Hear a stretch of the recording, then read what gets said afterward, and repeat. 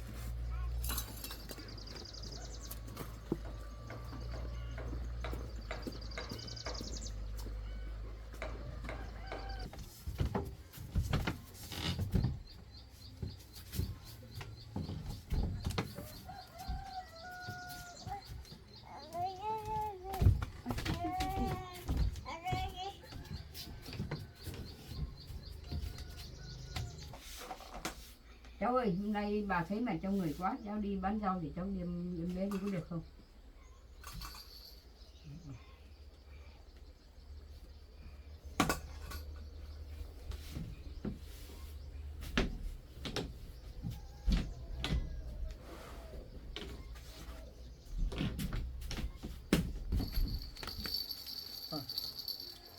Cháu đi thì bà không là không được ngủ.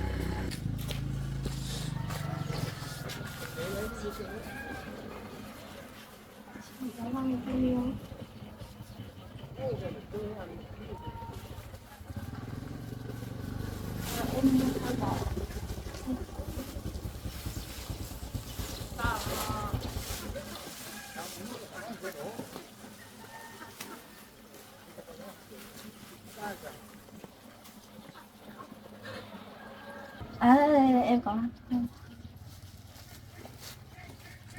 Chị ơi, rau mỡ bao nhiêu ạ?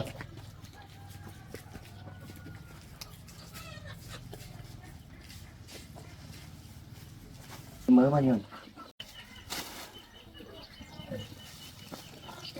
Ít quá em lấy 2 mỡ thôi.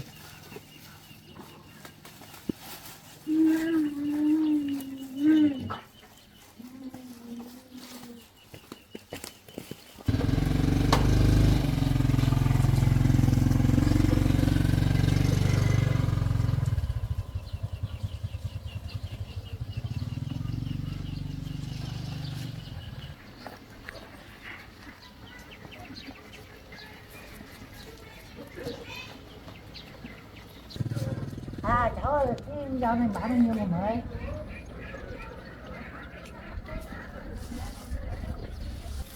Nguyên nhiên à?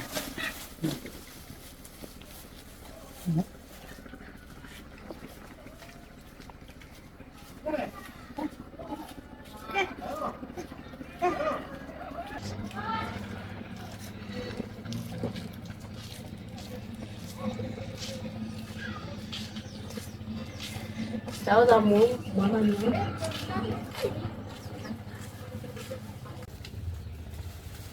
Rau này bán lên nào hả chị? 10 nghìn á? Em mẹ ơi, ngon thế. Ui, ăn kẹo. Ngon thế. Kẹo ơi, ăn sớm này không đặt. Thì rau khéo khéo đi này. Nếu mà bỏ đi này. Còn nếu mà bỏ đi con Ăn đi. Bé bé đã ăn kẹo mút. Không đằng. Vì đấy xong đi về đi mày. Khéo quá. Ốp. Mất ăn rồi. Bó này mấy nghìn đó chị? 10 nghìn à? À ơi, em bé mình lấy à? Nhiều thế nhỉ? Không có tí tắc nào. Anh nhá. Đi về. À, bị chịp.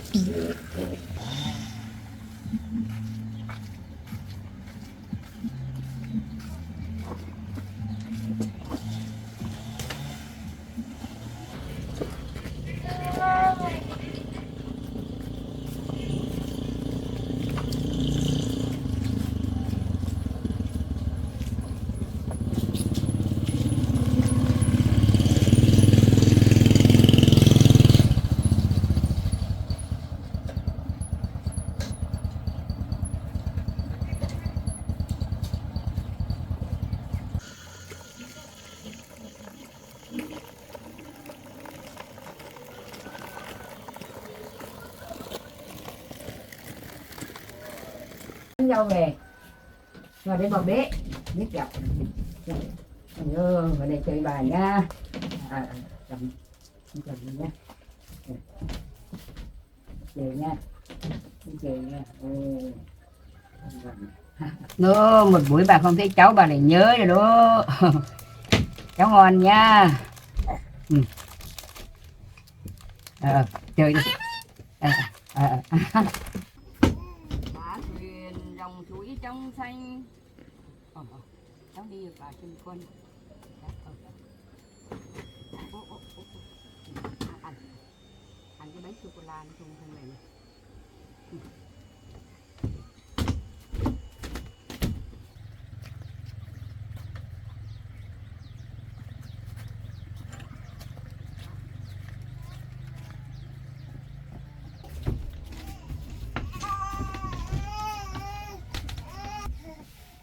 Đứa bà không cháu.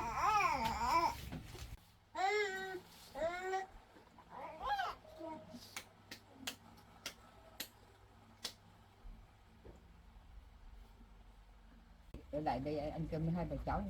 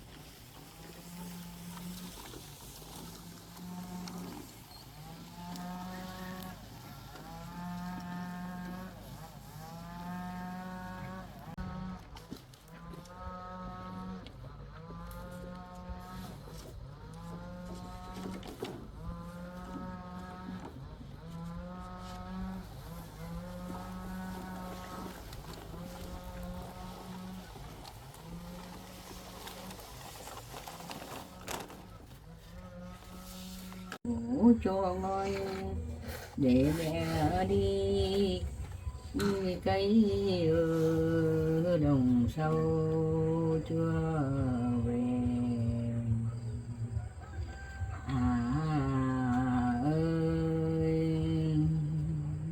Em ơi em ngủ cho ngon, mẹ đi lấy cái chuối đường xa. Em ơi em nằm ngủ cho ngon, em ơi.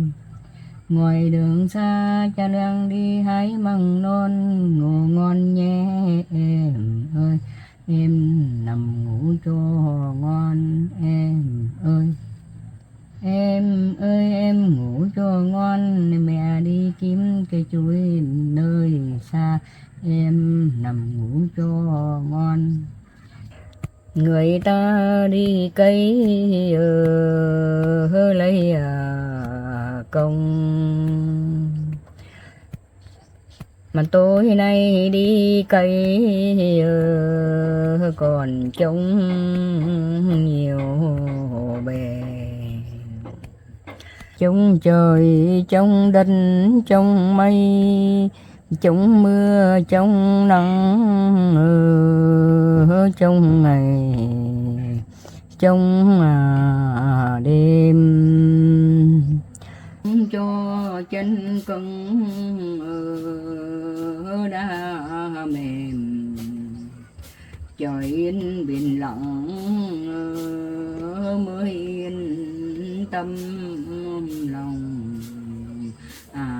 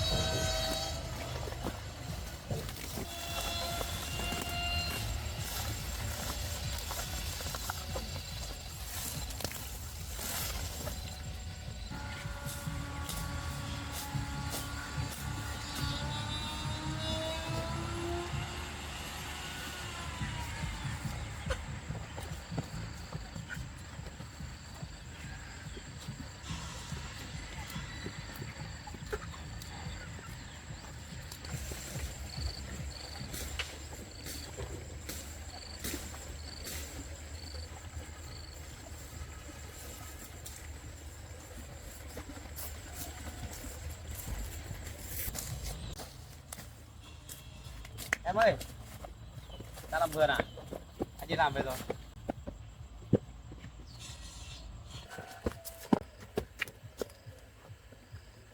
Nhanh quá, đang làm vườn này. Sao? Em chăm chỉ đấy.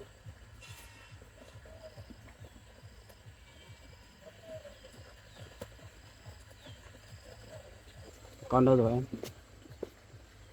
Đang với bà trong nhà. Thế em đi làm tiếp thì để em đi thay quần áo xong rồi anh hội em làm nhé. Em làm tiếp.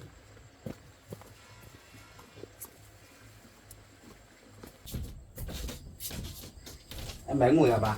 cháu vừa đi làm về à? Vâng, cháu vừa làm về. Bé ngủ lâu chưa bà? Bé ngủ lâu một tí. Nhắm nhiều quá nhỉ. Con ngủ với bà nhá.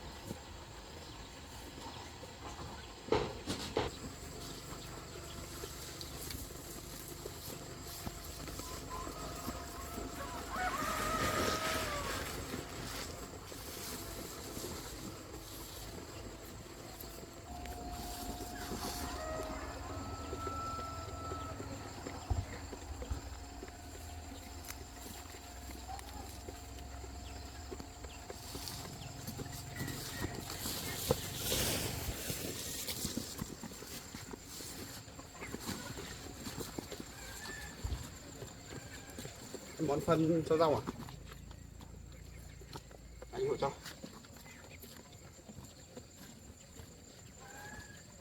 Em cắt măng bán hết được không? Có thể cắt hết đi để cho phân màu nó tốt.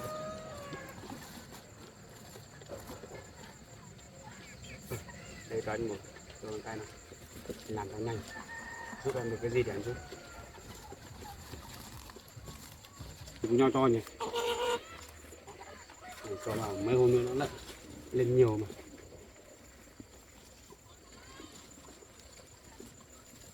Mấy hôm trước trời nắng to khô hết, bây giờ mưa lại thấy hồi rồi, xanh lên.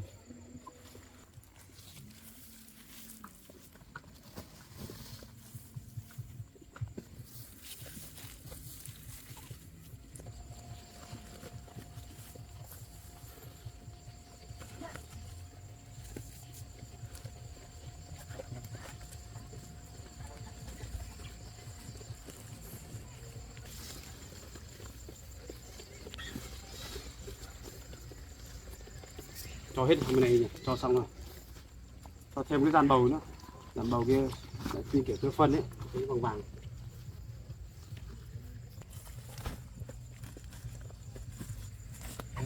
Cho thật nhiều.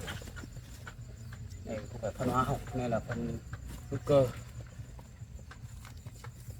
Rau mới sạch và an toàn.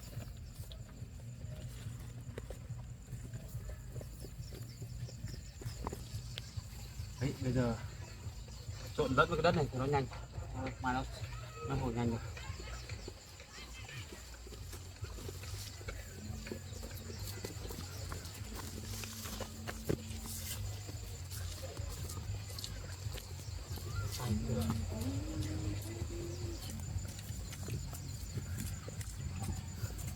Hôm nay em ở nhà em đi làm gì?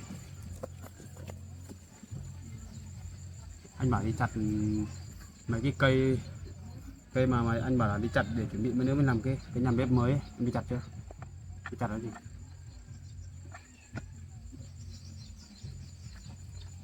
Ai về bế con?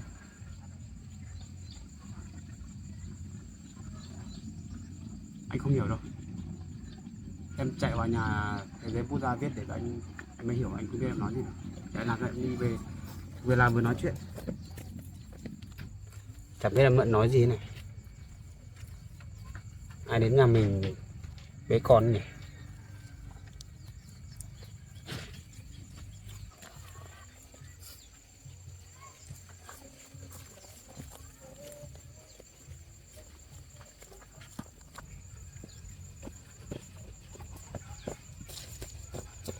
Em làm anh thấy lo đấy.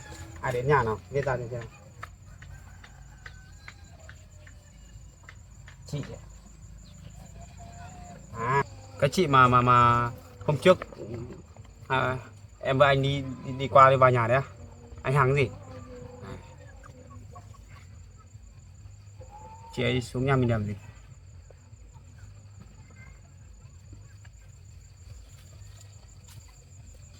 Chị ấy thị em bé. Đã hiểu rồi, chắc là chị ấy là kiểu chưa có con đi, chắc thấy em bé con nhỏ chị ấy thích cho nên là đến nhà mình chơi không?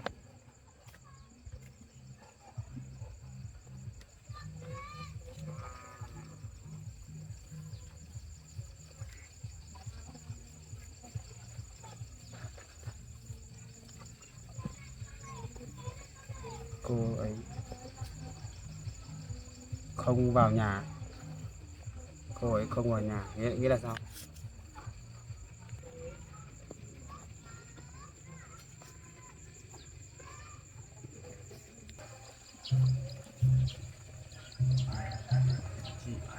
Chị đến nấp ở bờ rào, em gặp rồi mời.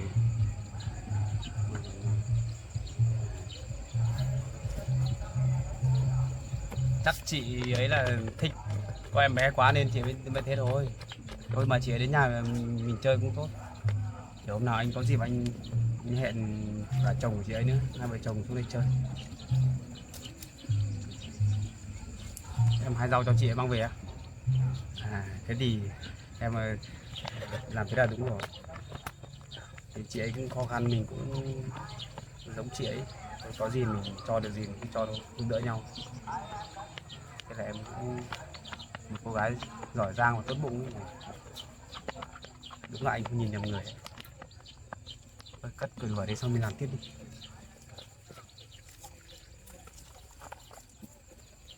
Cây là em chưa kéo về đâu phải không? Để trên kìa.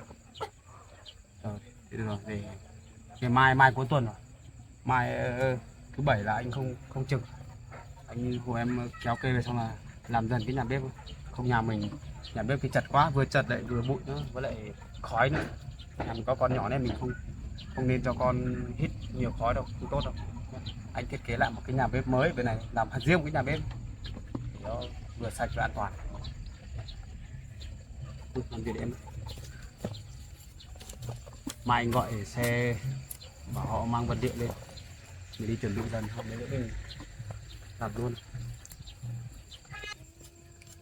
Anh tính là làm luôn nhà bếp với lại cả công trình phụ nữa, đầy đủ cả bể nước nữa. Nói chung là làm đầy đủ nhà bếp đi. Để thì mình có con nhỏ này không thể để bụi bẩn rồi các kiểu bẩn nên không làm mất vệ sinh. Cái đấy mình phải làm từ từ, làm dần thôi em ạ. Anh cũng bận, không thời gian ở nhà làm liên tục đâu. Khi nào anh rảnh rỗi lúc nào là anh làm luôn lúc đấy. Giờ mùa nắng nóng nữa. Em ơi, nhà mình có một cái cuốc ở đâu nhỉ? Thế vậy để anh hộ em cào cho nhanh xong mình còn đi phát xung quanh bờ này. Bờ nó rộng lắm rồi. Để cho anh hộ làm cái này.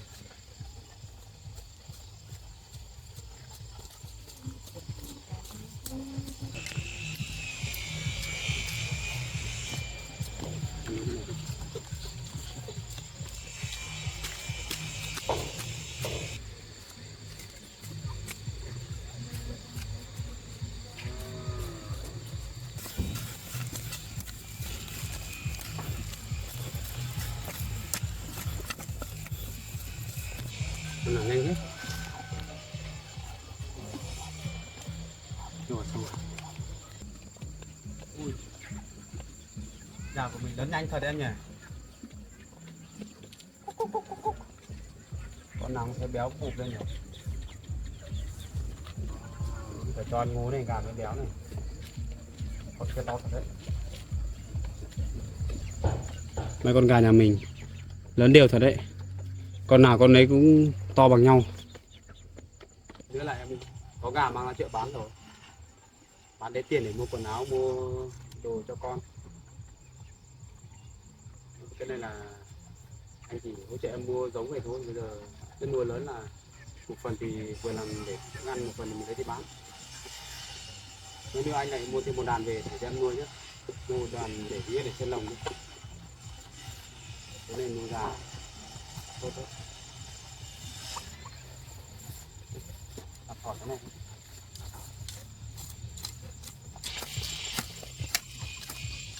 Cái cà này tốt thật đấy nhỉ.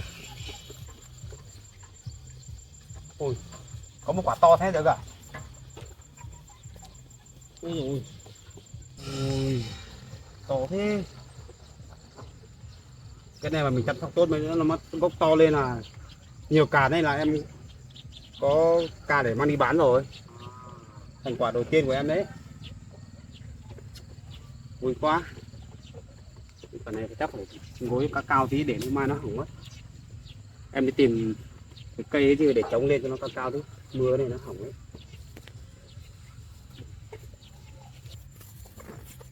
Cà mình trồng mới là cà sạch này, chất lượng này. Đấy, cái này mình kê lên cao này mưa nó mới không hỏng, mà cái quả nó thấp đi.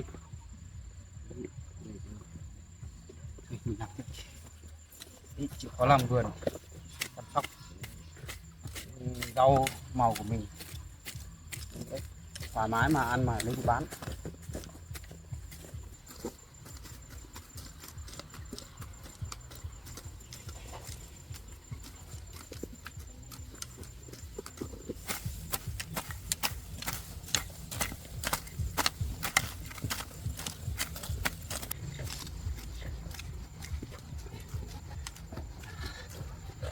hơi mềm một tí này.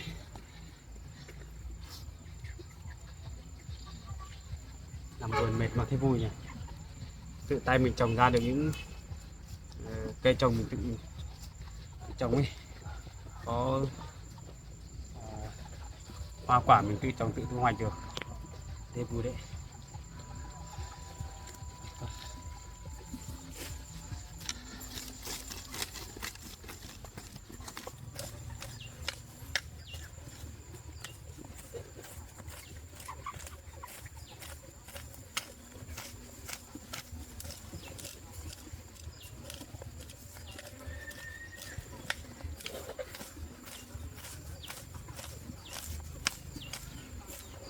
Em biết gì đấy?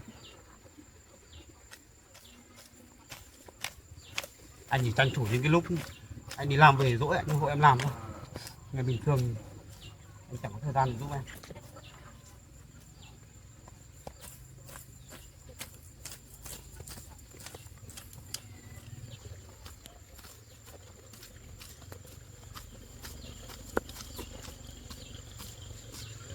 Cái gì đấy?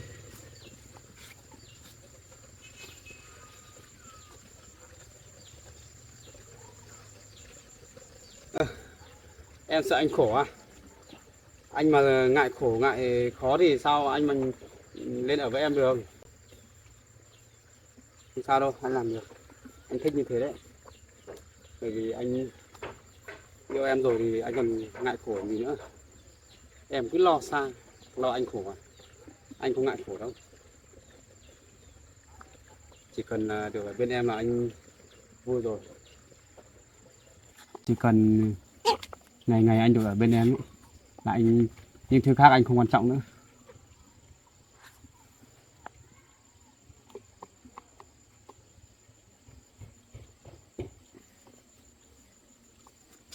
Thôi làm việc đi. Trêu em nhiều thì em lại xấu hổ ra.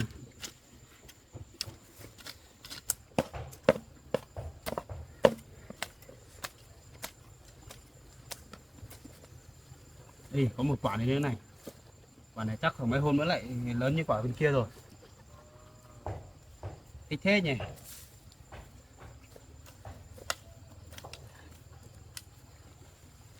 Để bổ đất cao cao tí để nó tốt. Cái này trước mình đã cho phân rồi. Cả nó tốt này.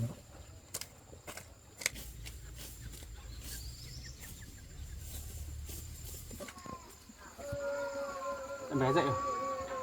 Em lên nhà trông con đi. Để chân tay sạch sẽ nhá. Mới được cái con đấy.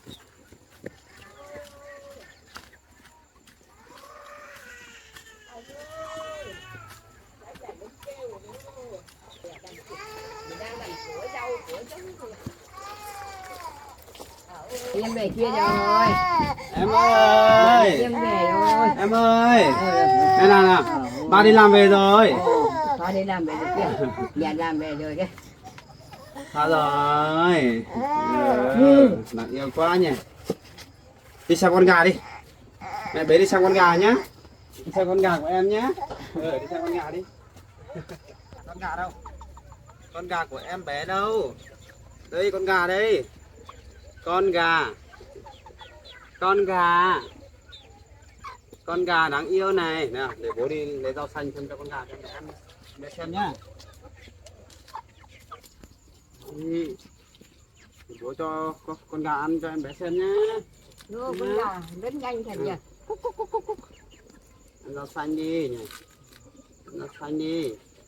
Làm cái này. Ăn gạo ăn ngô này mình phải cho thêm rau xanh vào. Gà nó mới khỏe được. Gà lớn đều lắm bà. Sợ à? Ra rau xanh để cho em bé xem nào. Ra đây đi. Con gà của bé nhá.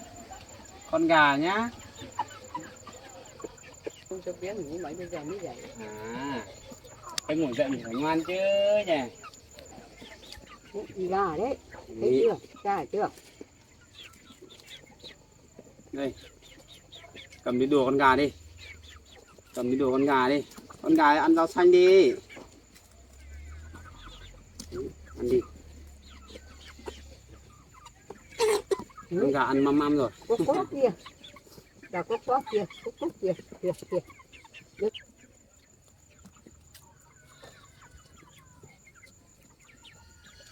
bây giờ nó lớn hơn 1 cân nó trở lên thì không cho ăn cám nữa. Tách cám lâu rồi bà. Ừ. Bây giờ là mình không cho ăn cám đâu, chỉ cho ăn ngô hạt thôi.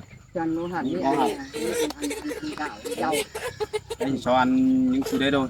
Khoảng 1 tháng 2 tháng là khi nào gà nó già ấy thì mình Bán rồi đó. mang đi bán hoặc là mang về để làm thịt đi thì nó đảm bảo chất lượng hơn. Thôi mình vào nhà đi nhỉ. Bà vào nhà đi. Cũng là bà nữa không. Trước bà cũng nuôi nhiều lắm nhưng mà đứa con dâu kia nó đem đi bán hết. Đi qua đây bà. Qua đây. Qua đây bên này này. Cái vườn rau rồi. Thế